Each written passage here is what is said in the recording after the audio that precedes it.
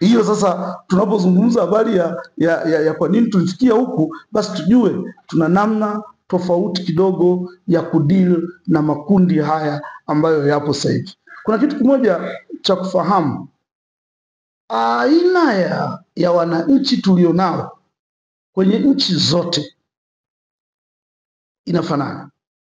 inafanana kwa maana ya hawa generation Z, tunasema Gen Z, sio hawa hawako Tanzania tu, kundi hili la vijana ambalo kwa kweli kundi la wazee na watu wa kati limekuwa ni dogo ukilinganisha na hawa ni wengi zaidi. Kwa Tanzania mfano ni asilimia karibu 75.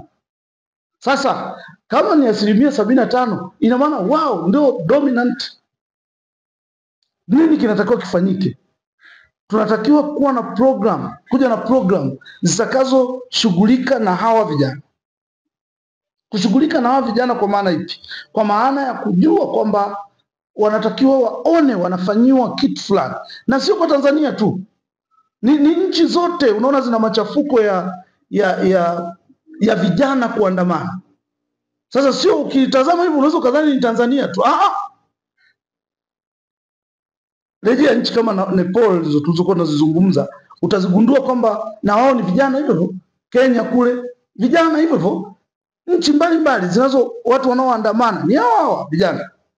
Sasa aina ya vijana tulionao ambao ndio wananchi wenyewe, wanatakiwa hawa viongozi walioko madarakani ambao wanaamua kwa ajili ya hawa vijana, wanatakiwa kubadilisha approach ya namna ya kudili nao, kubadilisha mtindo wa kushughulika na hili kundi. Kwa mfano, leo hii ukienda kwenye taasisi za fedha, asilimia 75 kwa hapa mjini, kwa hapa sisi Tanzania, asilimia 75 hawakopesheki. Kwa hiyo kwenye mfumo wa benki na taasisi za fedha hawana nafasi. Hawana nafasi kwenye uwanda wa ajira, hawapo. Kwa vyovyote vile watasumbua.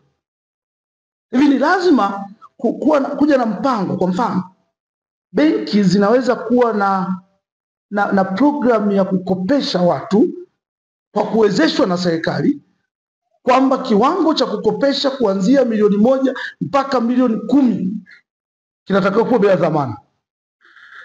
Itafutwe namna mtu aweze kuipata hiyo hela bila dhamana. Ikiwezekana tukafika mahali hapo, kila mtu unayemuona barabarani atakuwa na kitu cha kupoteza. Ili kundi la vijana litakuwa limeandaa, litakuwa limeweka rasilimali kama ardhi, litakuwa wana familia, watakuwa wanasomesha watoto, watakuwa wamejenga, watakuwa wamefanya. Kwa hiyo hili kundi sasa litakuwa na lenyewe sasa linaingia kwenye utu uzima wa kuona umuhimu wa kuwa na amani. Linaweza kuona kupitia tu taasisi ya fedha, hapo litaona. Wewe angalia mushrooming ya bodaboda. Kama bodaboda zisingekuwepo, hizi hali tunazoziona za hawa Gen Z kuleta fujo zingekuwa mara mbili yake. Bodaboda imewameza huko. Na lazima ujue kwamba hili kundi lenyewe, utaratibu, kanuni, sheria sio sehemu yake, halifuati. Sasa ili lifuate sheria, tulipe majukumu. Anapotakiwa kuwa na kiwanja, atagundua kwamba anatakiwa kwenda wapi? Anatakiwa kwenda kusajili. Anapokuwa na kiwanja, anataka kujenga, atakutakiwa kwenda manispaa. Ndio mnamfundisha kufuata taratibu, kanuni na sheria. Ataanzisha biashara, ataenda kuchukua leseni, ataenda TRA, ndio mnamuingiza kwenye biashara, lakini chanzo chake mmempa fedha, mmempa mtaji, mmemtafutia shughuli ya kufanya. Programu za kilimo sio story. Programu za kilimo watu wasituletee story, ziwe na tija. Yani wewe ukikaa tu hivi uone bwana, natakiwa niende kwenye kilimo. Yani wewe mwenyewe unaona natakiwa niende kwenye kilimo.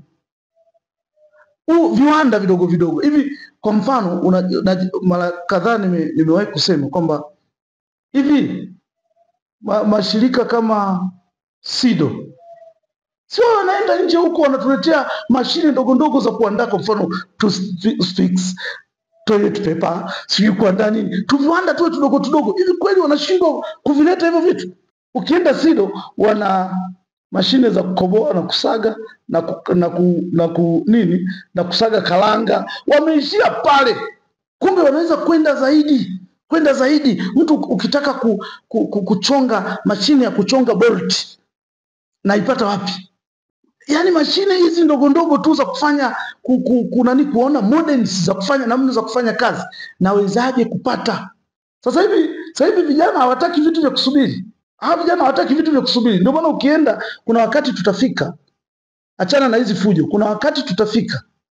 Kazi hizi ndogo ndogo kwa mfano za garage, gari yako imeharibika. Garage ukienda kutakuwa hamna mafundi.